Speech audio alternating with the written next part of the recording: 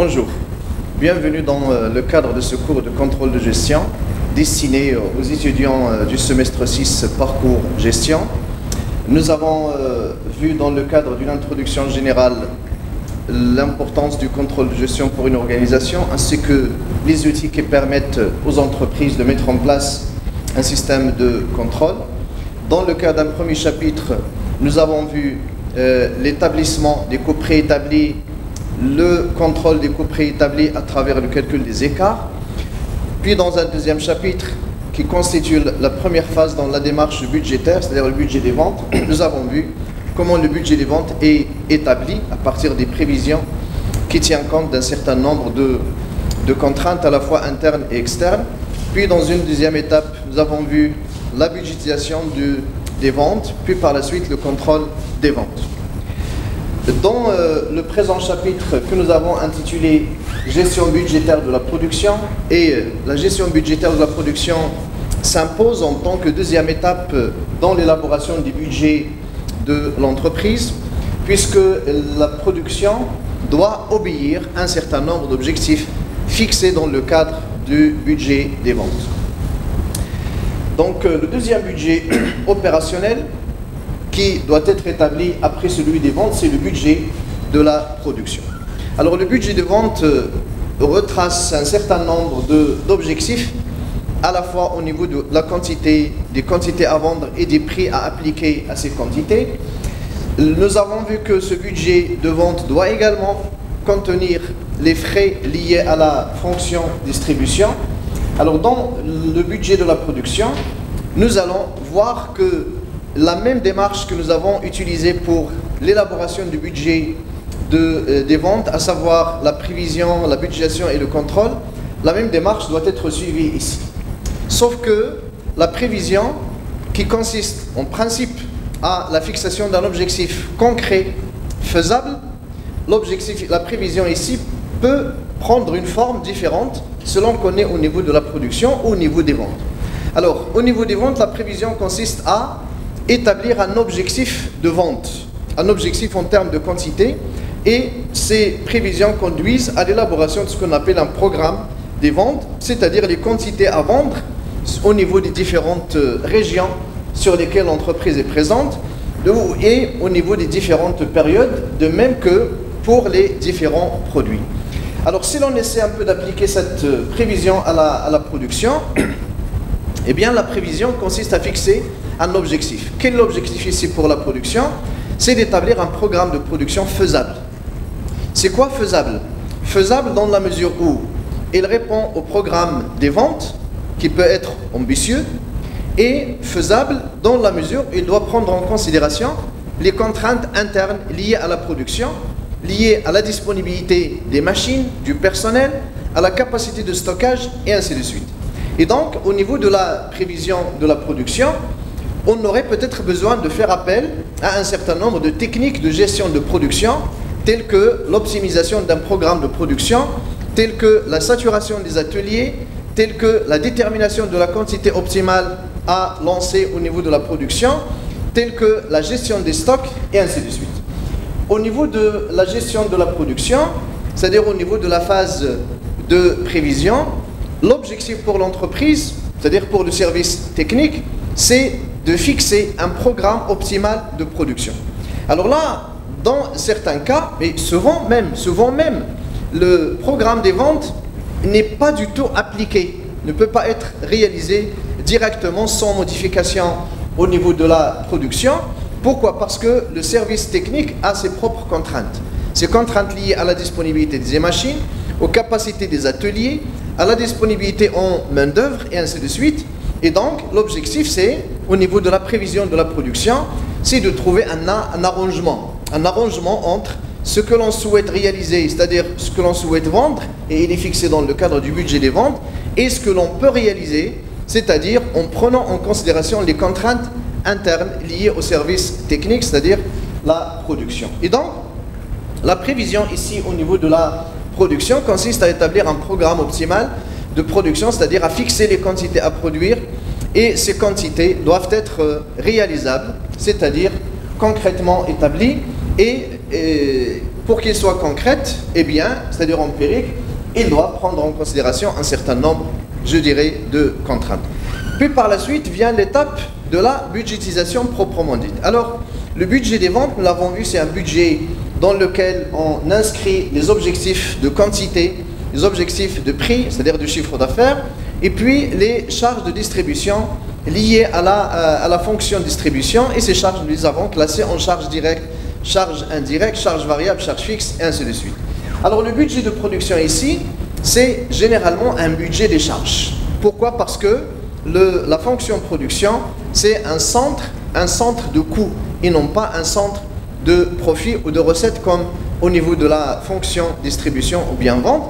Et donc le budget ici de la production serait constitué d'un certain nombre de charges, c'est-à-dire des ressources prévisionnelles à consommer par l'entreprise pour réaliser un programme optimal de production préalablement fixé.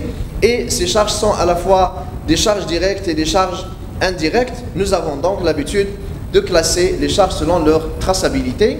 Et les charges ici directes et les charges indirectes, ce sont des charges prévisionnelles liées à un programme de production. Et donc nous allons faire des allers-retours entre le premier chapitre, celui que nous avons consacré à l'élaboration des coûts préétablis, et le budget de production, puisque la valorisation d'un programme de production consiste à chiffrer, c'est-à-dire à fixer le coût prévisionnel d'un programme de production, et ce coût il est établi à partir, je dirais, de la fiche de coût standard. Et donc je dirais tout de suite que le premier chapitre et le présent chapitre lié à la gestion budgétaire de production se complètent. Ils se complètent. On peut même verser le premier chapitre dans ce troisième chapitre, sauf que nous avons voulu séparer les deux pour ne pas alourdir le texte du deuxième chapitre. Sinon, la budgétisation qui consiste à valoriser le programme de production consiste donc à établir le budget de production, c'est-à-dire le budget des charges de production, et ce budget des charges ne peut être établi qu'à partir de la fiche de coût standard. Troisième étape au niveau de la gestion budgétaire, eh bien c'est le contrôle. C'est le contrôle budgétaire qui consiste à comparer les réalisations aux prévisions.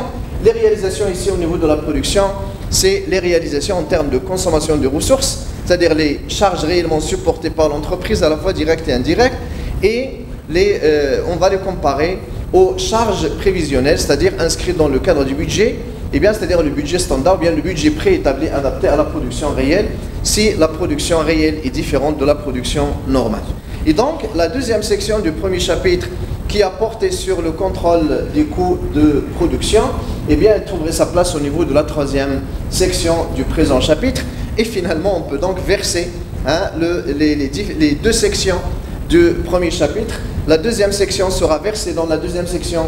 La première section du chapitre 1 sera versée dans la deuxième section du chapitre 3. Et la deuxième section du chapitre 1, c'est-à-dire le contrôle des coûts préétablis, sera versée dans la troisième chapitre dans la troisième section du présent chapitre qui porte sur la gestion de production, et nous aurons donc fusionné le premier et le troisième chapitre. Bien, donc nous serons toujours fidèles au niveau de l'élaboration du budget, de la démarche budgétaire qui consiste à élaborer le budget en trois étapes. La première étape, c'est la prévision. La deuxième étape, c'est la budgétisation qui conduit à l'élaboration du budget proprement dit. Et puis, la troisième étape qui consiste au contrôle budgétaire, la finalité de tout contrôle de gestion. Alors, nous avons dit que le budget des ventes constitue le pivot de la logique budgétaire. C'est le budget qui retrace, je dirais bien, qui décrit les objectifs à atteindre. Et puisque les entreprises doivent produire ce qui est vendu, c'est-à-dire ce qu'ils peuvent vendre, et donc le budget de production ne peut être que conséquent du budget des ventes. Puis par la suite, le budget des approvisionnements viendrait pour boucler je dirais, ce cycle budgétaire qui porte sur les fonctions opérationnelles, la vente, la production et les approvisionnements. Alors, dans le budget des ventes, nous avons fixé dans la phase des prévisions un programme des ventes, c'est-à-dire les objectifs à atteindre. Et un objectif, c'est un consensus, un arrangement entre ce que souhaite l'entreprise en fonction de ses ambitions et ce que peut réaliser l'entreprise en fonction des contraintes imposées à la fois par le marché et par les conditions internes d'exploitation. Le budget de production doit conduire à établir un programme chiffré de production, c'est-à-dire les quantités à produire pour chacun des produits. Et puis par la suite, au niveau du budget d'approvisionnement, nous le verrons, la première étape liée à la prévision doit déboucher sur un programme des approvisionnements qui fixe à la fois les quantités à commander, les quantités, je dirais, les livraisons, leurs dates, et ainsi de suite. Alors le budget de production, si vous voulez une définition rapide, c'est une représentation globale chiffrée de l'activité de production annuelle de l'entreprise. Annuelle ici, si l'horizon budgétaire est une année, sinon on peut avoir un budget pour un semestre, pour un trimestre, pour un mois, pourquoi pas. Le processus qui mène à l'élaboration du budget de production est constitué en 3 étapes. 3 étapes, nous l'avons dit tout à l'heure. L'étape de prévision. Alors, l'étape de prévision, c'est l'étape dans laquelle on établit un programme de production et l'étape où on détermine un niveau d'activité des ateliers parce que le taux de chargement des ateliers dépend de ce programme de production. Puis par la suite, la deuxième étape, c'est la budgétisation. Et établir un budget de production consiste à répartir la production dans le temps et à valoriser le programme de production. Et là, la valorisation sera donc établie à partir des coûts standards ou bien des coûts préétablis.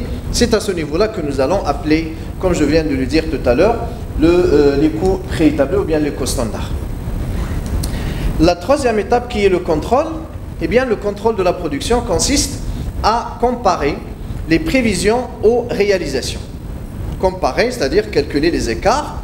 Ce calcul doit conduire à des explications. On va se poser par la suite des questions.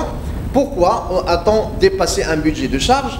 Pourquoi a-t-on dépassé un coût normal? Pourquoi? Et ainsi de suite. Et donc, dans le cadre de l'analyse des écarts, il est possible d'exploiter ces écarts-là pour, je dirais, établir ce qu'on appelle un programme d'action, d'action corrective qui permet de redresser la situation en cas de déviation par rapport à l'objectif fixé. Et donc, nous aurons donc le chapitre sera structuré en 3 sections. La première section consiste à établir les prévisions. La deuxième section se porte sur l'élaboration du budget. Et puis la troisième section portera sur le contrôle à travers les écarts que nous allons calculer et exploiter par la suite. Donc la première section porte sur la prévision de la production.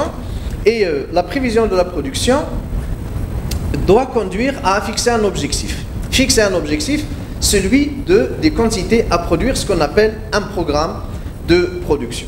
Alors lorsqu'on fixe un objectif, eh bien il faudrait être empirique, c'est-à-dire essayer un peu de prendre en considération, dans la mesure du possible, les contraintes qui s'imposent. Et pour le service technique, les contraintes qui s'imposent sont les contraintes de budget des ventes, c'est-à-dire les objectifs fixés dans le cadre du budget des ventes, et les contraintes internes sont liées aux disponibilités en termes de machines, main-d'œuvre, bref, les conditions internes d'exploitation et les capacités de chargement des ateliers.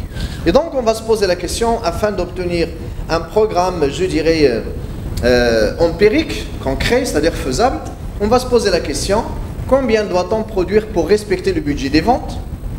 Puisque le budget des ventes nous impose un certain nombre d'objectifs, et donc les objectifs des autres sont pour nous des contraintes, puisqu'on est inscrit dans la logique du dialogue et de la complémentarité.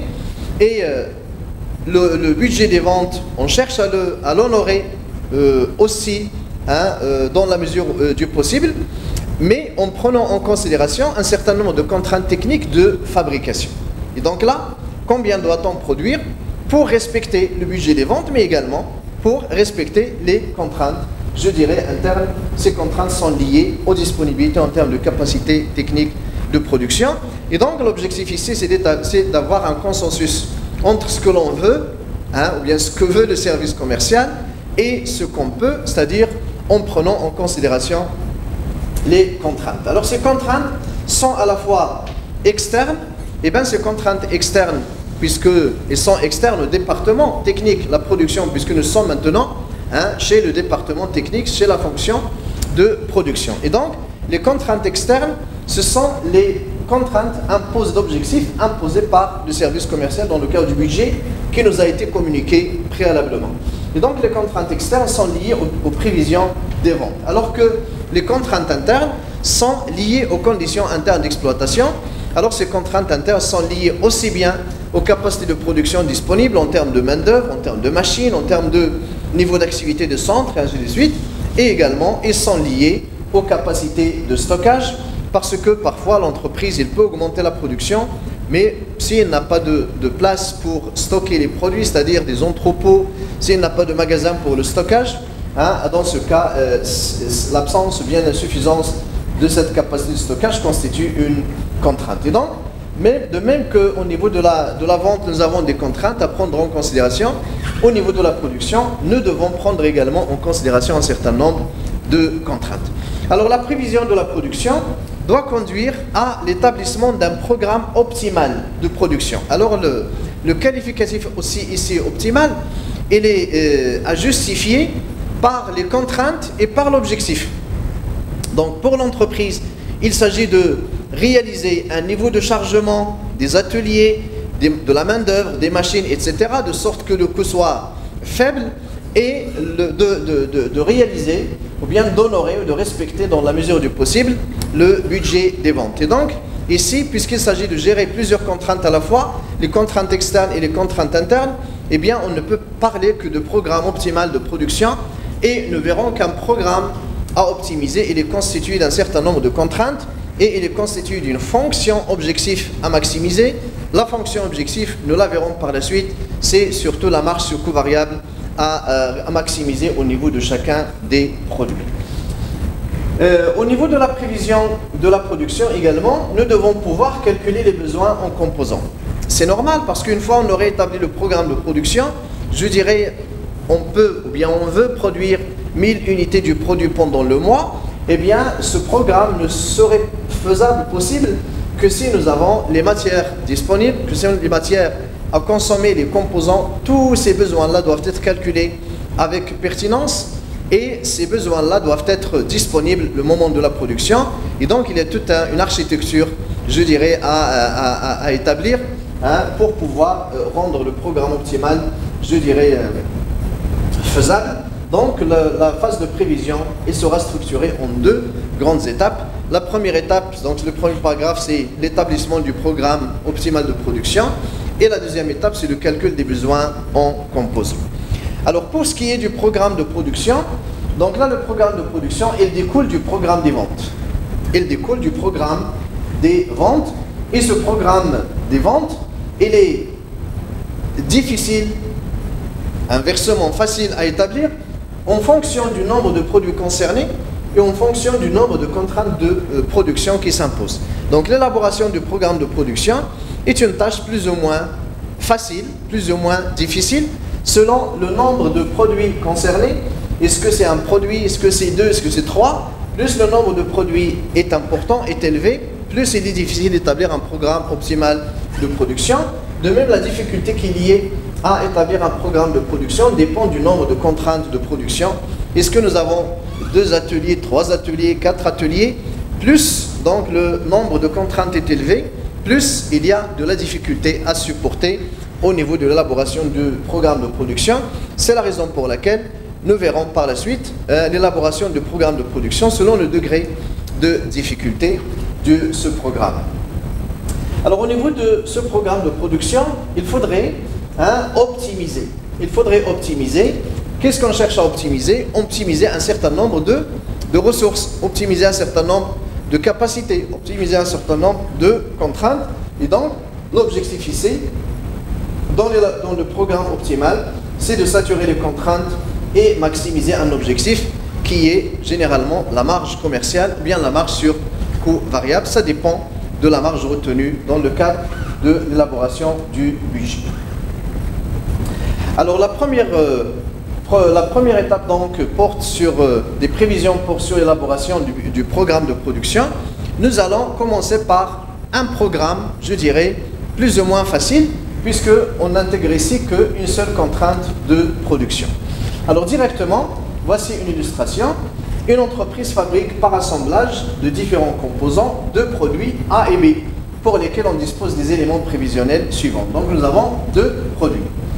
Alors pour le produit A, nous avons les possibilités de vente en quantité telles que définies dans le budget des ventes, c'est 5000 et pour le produit B, c'est 3000. Donc les prévisions de vente telles que communiquées par le budget des ventes sont respectivement pour A 5000, pour B 3000. Le temps d'assemblage nécessaire par unité fabriquée, donc c'est pour le produit A c'est 1 heure et pour le produit B c'est 2 heures. Nous avons une marge que l'on cherche à maximiser. La marge sur coût variable par unité fabriquée est vendue. Alors chaque unité fabriquée de A est vendue bien sûr, laisse pour l'entreprise une marge sur coût variable de 40 dirhams et chaque unité vendue du produit B lui laisse une marge sur coût variable de 70 dirhams. Alors là, quel est le programme à réaliser? Bien sûr, nous avons besoin de capacité disponible en termes de production. Alors on vous précise que la capacité de production de l'entreprise est limitée à 9000 heures d'assemblage sur l'année.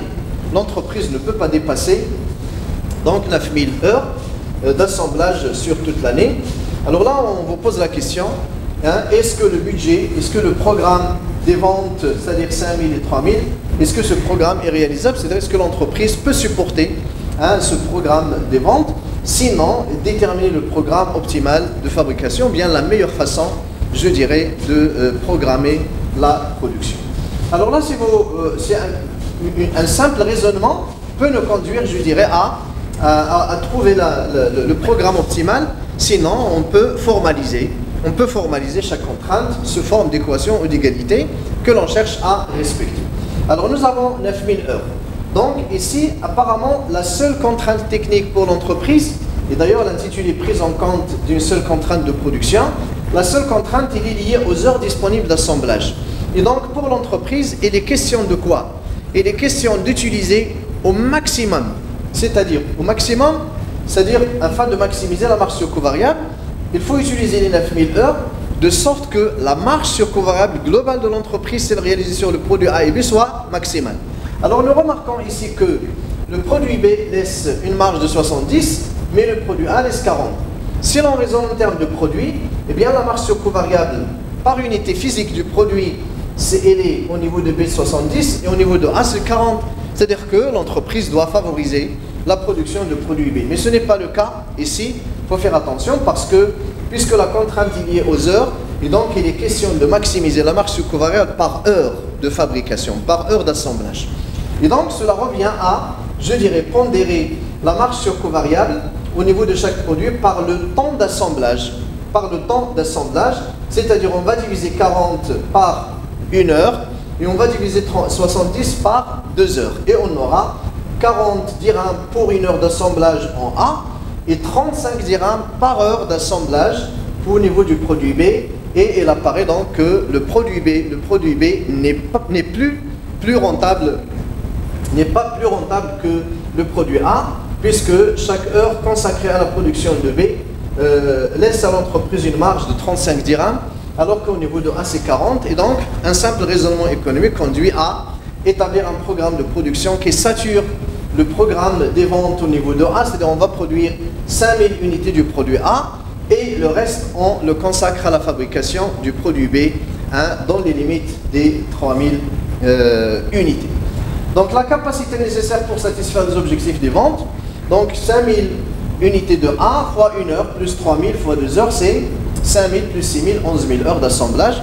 Donc pour que le programme des ventes soit respecté, il faut avoir une capacité de 11000 heures d'assemblage, ce qui n'est pas disponible aujourd'hui.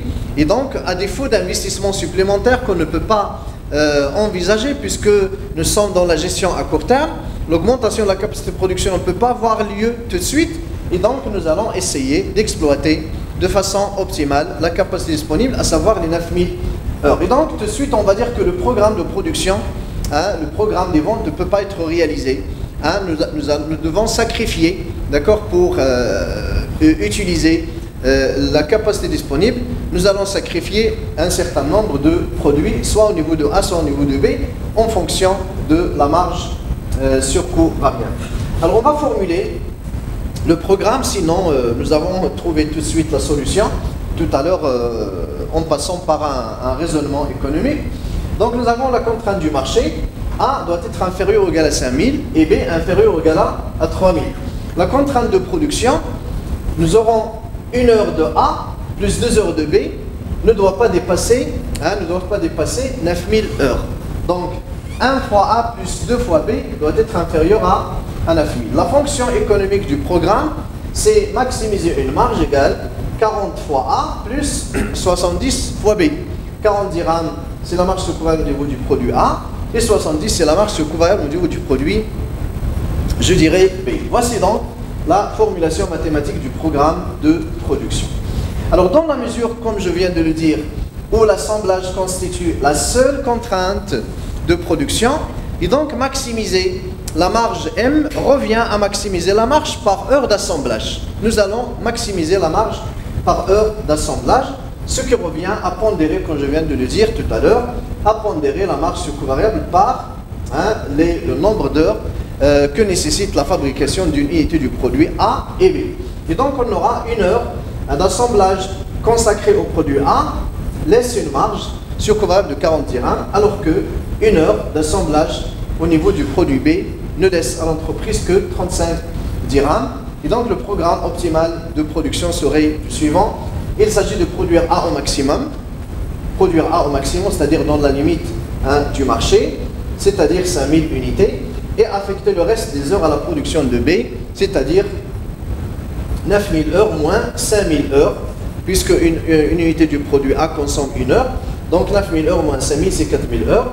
Donc avec les 4000 heures, sachant qu'une unité du produit B nécessite 2 heures d'assemblage, et donc on aurait 2000 unités du produit B, c'est-à-dire 4000 heures qui restent après avoir fabriqué au total les 5000 de A, et donc les 4000 heures ne peuvent produire que 2000 unités du produit B, d'où le programme optimal, donc 5000 unités du produit A et 2000 unités du produit B. Si maintenant nous prenons en considération 2 ou plusieurs contraintes de production, alors le programme de production nécessite plus de manipulation, plus de maîtrise des outils et des techniques de gestion de production. Nous allons illustrer, je dirais,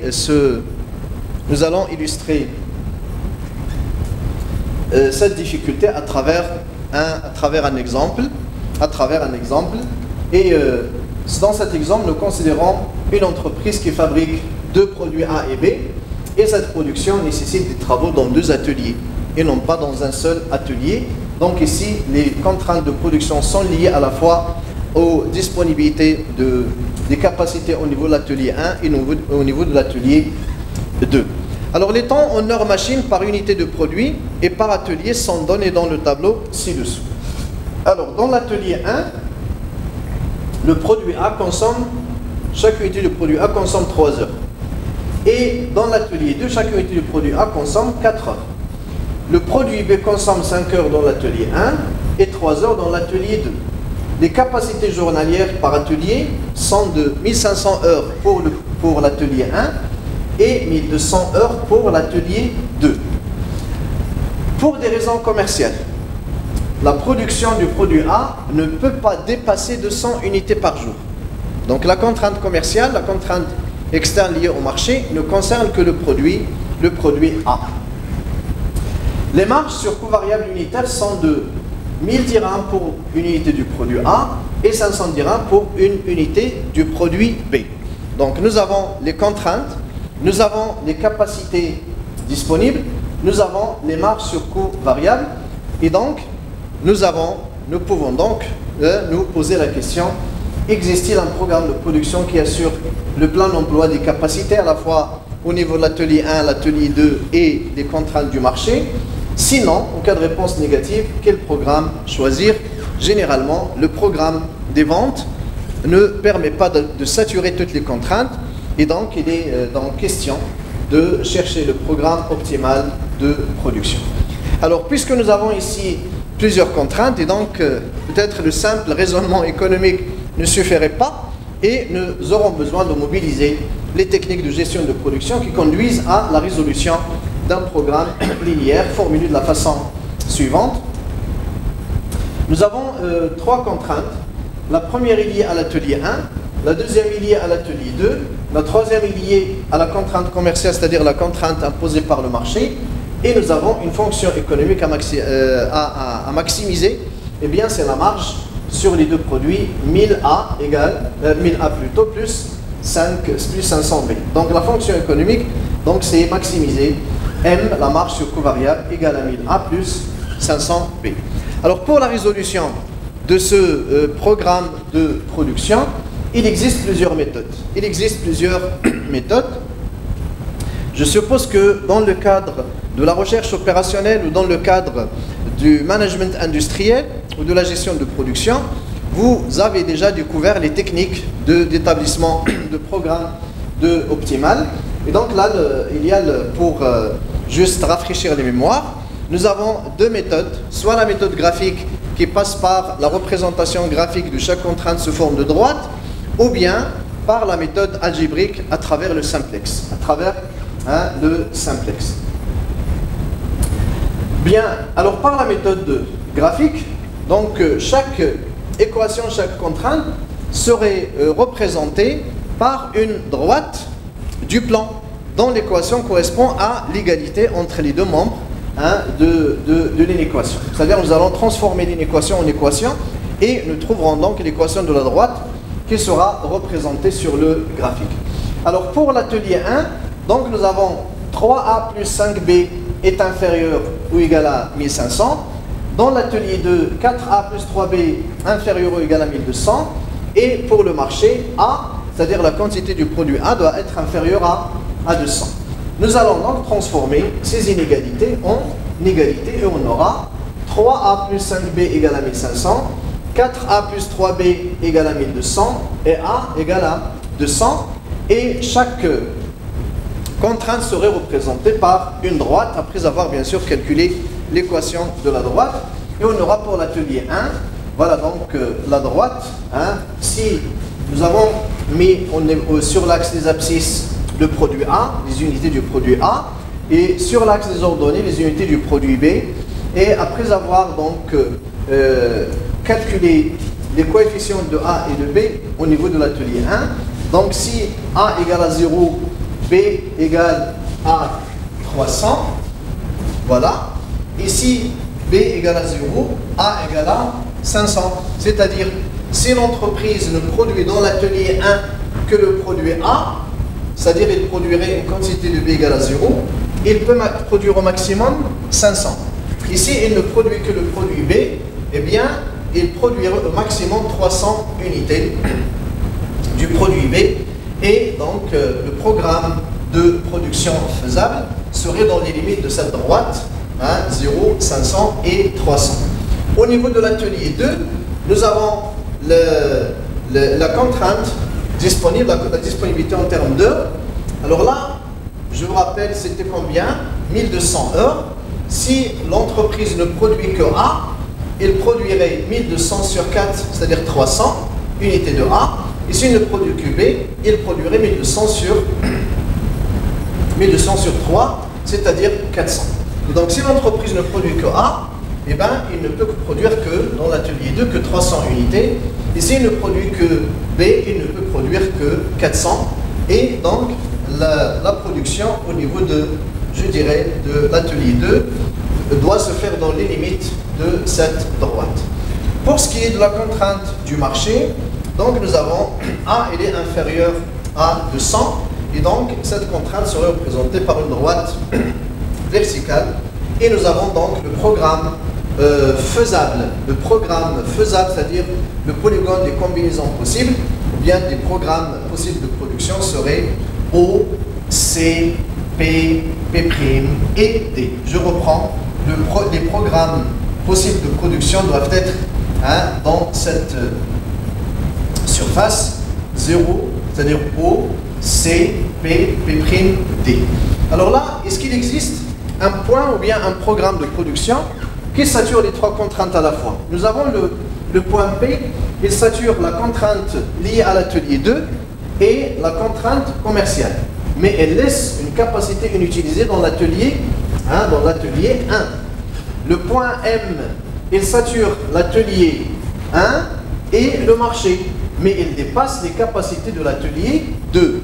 Le point P', c'est un programme optimal du point de vue technique, puisqu'il sature la contrainte liée à l'atelier 1 et à l'atelier 2, mais certainement, il peut ne pas être un programme optimal d'un point de vue économique, puisque l'entreprise ne cherche pas à saturer les contraintes techniques, quelle que soit la marge réalisée, mais il cherche à saturer dans la mesure du possible les contraintes techniques, mais avec une marge sur covariable élevée. Et donc, il n'existe pas de programme préalablement qui sature les trois contraintes à la fois. Donc nous avons le point A, le point P plutôt, le programme P. Il est constitué de 200 unités de A et de 133 unités de B, après avoir donc confronté les deux équations. Le point P', c'est un programme également possible. Il est constitué de 136 unités de A et de 218 unités de B. Le polygone donc des combinaisons possibles, c'est O, C, P, P', D, comme je viens de le préciser tout à l'heure. Donc là, les deux points qui constituent P et P', qui constituent le programme possible, chacun des deux programmes ne permet pas de saturer les trois contraintes à la fois, et donc on doit chercher un programme optimal de production. Alors la méthode, je dirais, graphique consiste à tracer une droite, la droite delta qui représente donc la marge sur covariable. Nous avons 1000A plus 500B, et il s'agit de trouver un B en fonction de A. Nous aurons une droite linéaire décroissante, puisque le coefficient directeur, nous le verrons, il est égal à moins 2. Il s'agit de déplacer la droite parallèlement à elle-même. On la déplace là où il touche, le point qui touche en premier lieu serait donc le programme optimal de production. Alors pour rappel, l'équation de la droite delta, elle est égale à B, et les deux, B égale à moins de A plus M sur 5000, puisque M est égal, nous l'avons formulé, 1000A plus 500B. Et donc B est égal à moins 2 fois A plus M sur 500. Alors c'est une droite delta qui représente la marge, elle est décroissante, puisque sa pente est négative, le coefficient directeur ici égal à moins 2. Si on la déplace parallèlement à elle-même, alors là, on va la déplacer parallèlement à elle-même, un jeu technique, en respectant le coefficient directeur, c'est-à-dire qu'elle va aller dans le même sens, en fonction de sa pente. Alors le premier point à toucher serait le programme optimal. Alors j'ai essayé donc de la déplacer parallèlement à elle-même, et elle est là, elle finit par atterrir sur le point P, comme vous le constatez ici. Et donc le point P, c'est le programme optimal de production qui consiste à fabriquer 200 unités du produit A et 133 unités du produit B. Et pour confirmer l'optimalité du programme P, nous avons besoin de calculer la marge sur covariable générée par chacun des programmes, et nous comparons, d'accord, et nous verrons que la marge sur covariable que permet de réaliser le programme P est supérieure à la marge que permet de réaliser le programme P'. Donc nous avons dit aucun point du polygone des combinaisons possibles ne permet de saturer les trois contraintes à la fois, et donc les programmes accessibles à l'entreprise sont représentés par les points P et P' sur le graphique de tout à l'heure que vous trouvez en détail sur le support de cours qui est déposé également, de même que les présentes vidéos sur la plateforme consacrée à la plateforme de la faculté des sciences juridiques, économiques et sociales de Fès. Le programme P, donc, il est constitué de 200 unités de A et de 133 unités de B. Ce programme assure le plein emploi de l'atelier 2, comme je viens de le dire, mais il laisse une capacité inutilisée dans l'atelier 1.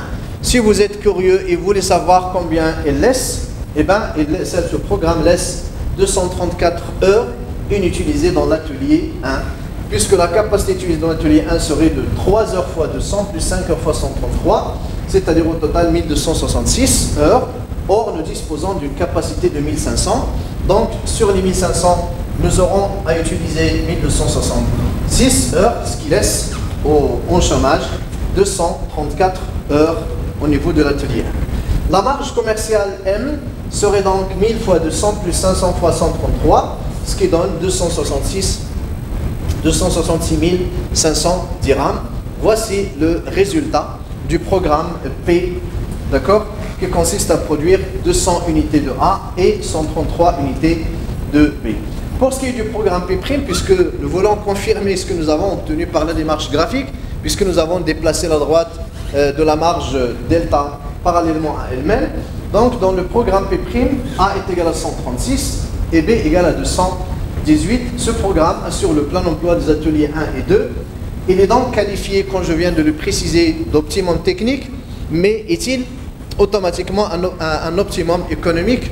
Bien sûr que non, puisque la marge succo-variable au niveau du programme P' est inférieure à la marge succo-variable obtenue au niveau du programme P.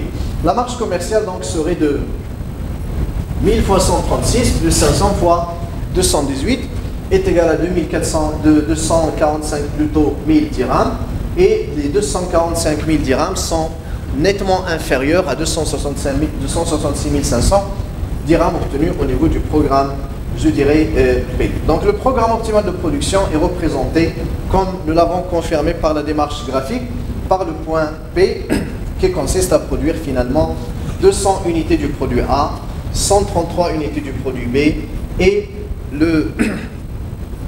un atelier serait saturé, l'autre verra une capacité sous-utilisée, et la marge obtenue, c'est l'objectif pour l'entreprise, c'est de maximiser la marge, et entre les deux marges que nous avons calculées, 245 et 266 500, bien sûr, l'entreprise doit choisir le programme qui lui fournit une marge sur covariable importante, à savoir 266 500, et donc finalement le programme à retenir, c'est le programme P.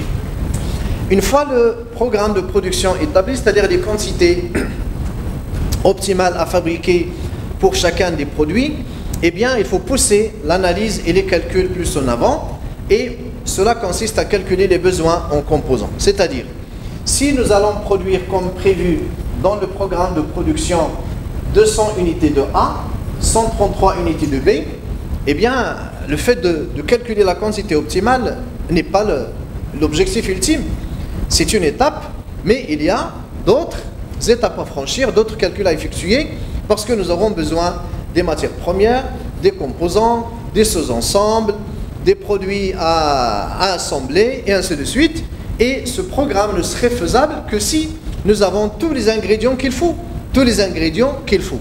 Alors ces ingrédients-là sont obtenus à travers le calcul des besoins en composants.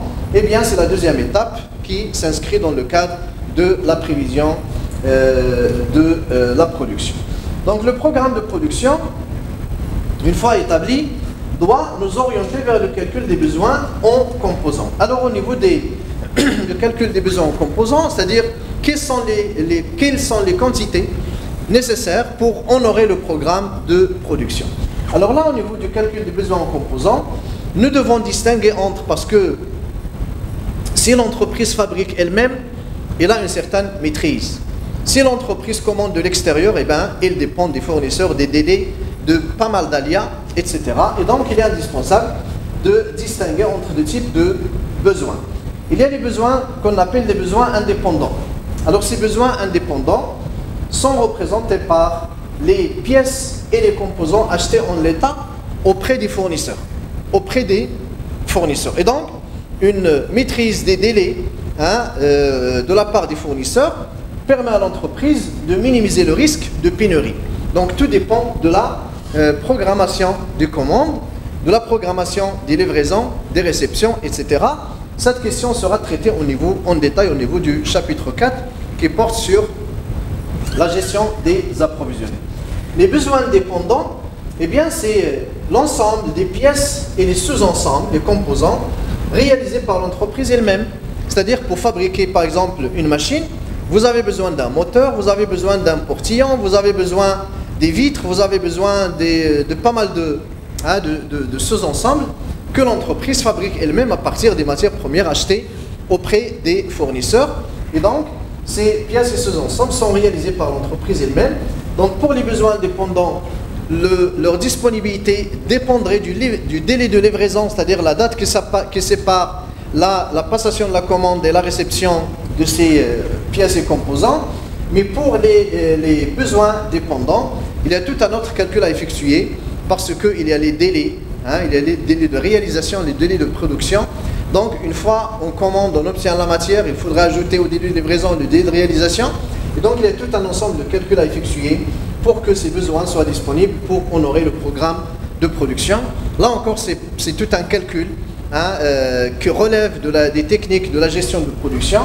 Et pour ne pas, je dirais, déformer le chapitre, parce que l'objectif ici, ce n'est pas de faire la gestion de production, mais c'est de préciser l'importance des techniques de gestion de production dans l'étape essentiellement liée à la prévision de la production. Alors, comment on obtient ces besoins-là? Eh bien, tout simplement, c'est à partir de la nomenclature du produit. À partir de la nomenclature du produit, nous avons parlé dans le cadre du premier chapitre de la nomenclature. C'est à partir de la nomenclature que l'on détermine, je dirais, les standards techniques liés aux matières premières, liés aux composants, aux sous-ensembles, et ainsi de suite. Donc là, nous allons faire appel pour chacun des produits à la nomenclature du produit pour définir les besoins en composants. Si ces composants sont obtenus auprès des fournisseurs, ils s'appellent des besoins dépendants. S'ils sont réalisés par l'entreprise elle-même, eh bien, ils s'appellent les besoins dépendants. Alors, une fois donc cette étape de prévision est achevée, eh bien, vous avez les quantités à réaliser pour chacun des produits. Vous avez les besoins à commander et à lancer au niveau de la fabrication. Eh bien, vous avez donc tout ce qui vous permet de passer à la deuxième étape du budget de production. Eh bien, c'est la budgétisation. C'est peut-être ce que nous allons voir dans la séance prochaine, liée à la gestion budgétaire de production. Donc, pour rappel, pour conclure cette première section, nous avons vu dans le cadre de cette première section la première étape liée à la prévision, je dirais, de production. Cette étape de prévision a un double objectif, celui de la fixation d'un budget, d'un programme plutôt optimal de production. Et pour l'élaboration du programme optimal de production, nous avons besoin d'un certain nombre de techniques de gestion de production qui permettent d'optimiser les différentes contraintes, à la fois liées au marché, aux disponibilités en termes de capacité interne. Et la deuxième étape qui suit l'élaboration du programme de production, c'est le calcul des besoins en composants. Après avoir défini les quantités optimales à fabriquer pour chacun des produits, eh bien, la production ne serait possible que si les ingrédients, c'est-à-dire les composants, les matières sont disponibles. Donc, c'est tout un travail technique et qu'il faudrait bien gérer. Le risque de ne pas honorer un programme, il est toujours là, mais ce risque, il est réduit par la prévision et l'anticipation. C'est l'importance, je dirais, de cette étape de prévision.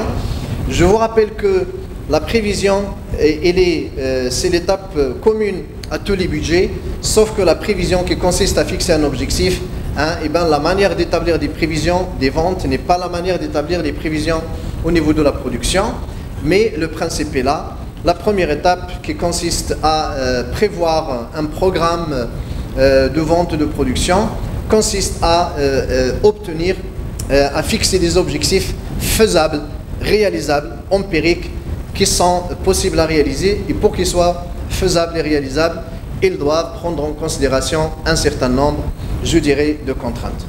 Voilà donc cette première étape très importante. La deuxième étape portera sur la budgétisation de la production. C'est ce que nous allons découvrir la séance prochaine. Sur cela donc, je tiens à vous remercier pour votre attention et je vous souhaite bon courage. Merci.